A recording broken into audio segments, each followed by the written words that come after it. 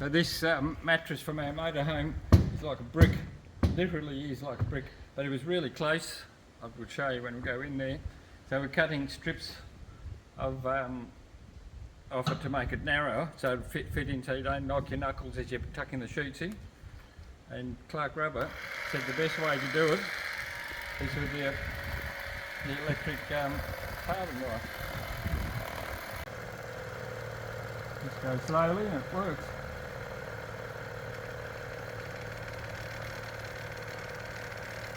Well done, Lockie, look at that.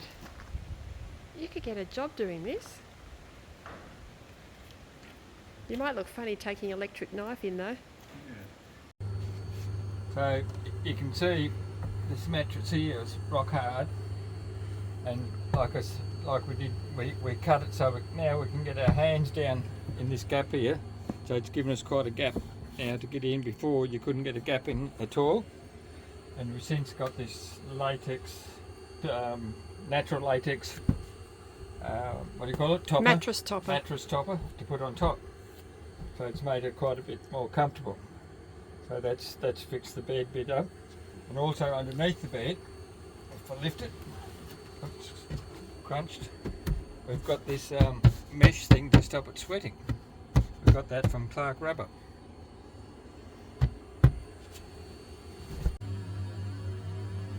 So under each bed, well, we've only got one bed, there's this huge box. Surprisingly how deep it is. It fits in numerous things, so I don't know what we'll put in there, but There's two of them. there's two of them on there and one on that side.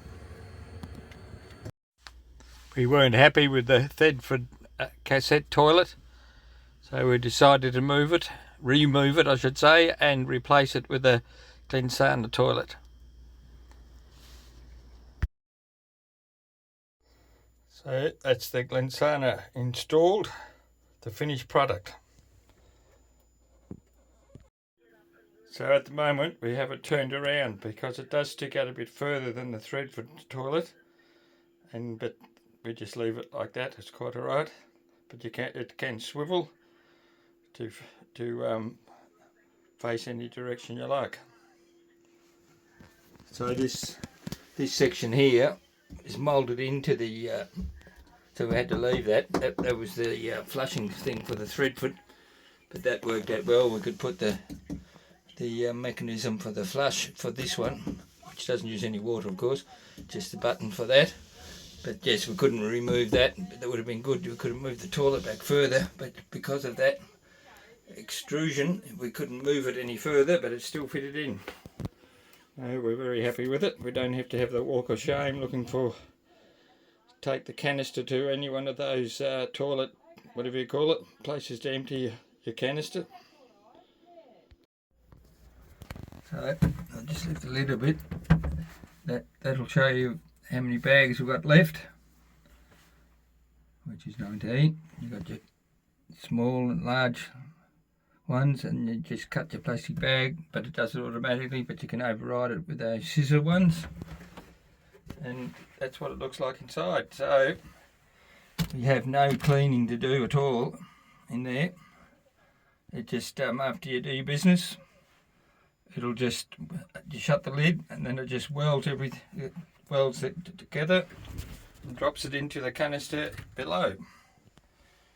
So we just find it terrific to use.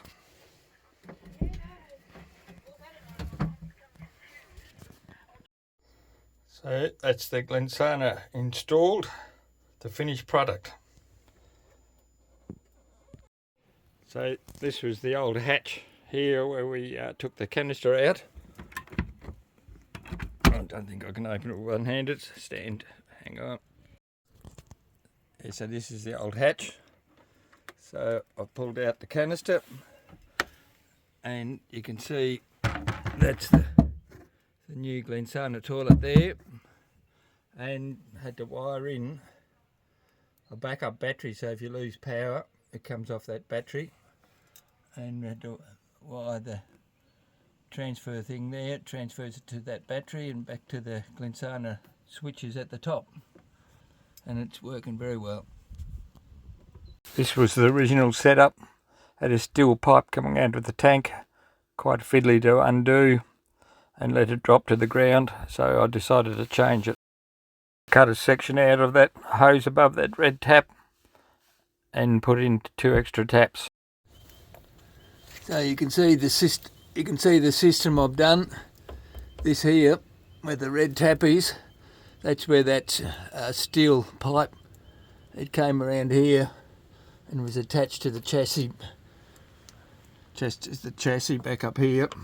Bit hard to tell with that one. Anyway, so I've just I've put a tap there.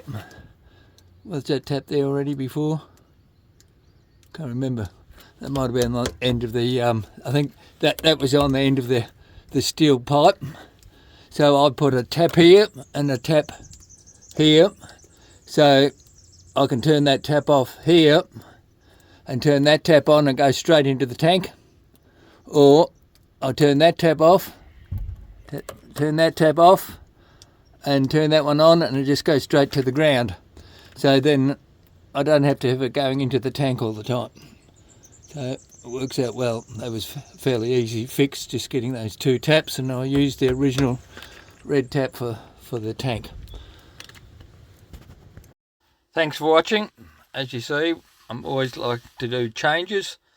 So our next change is this tunnel boot drawer. We're going to work on putting a drawer system in it, probably about halfway, so we don't have to reach in all the way.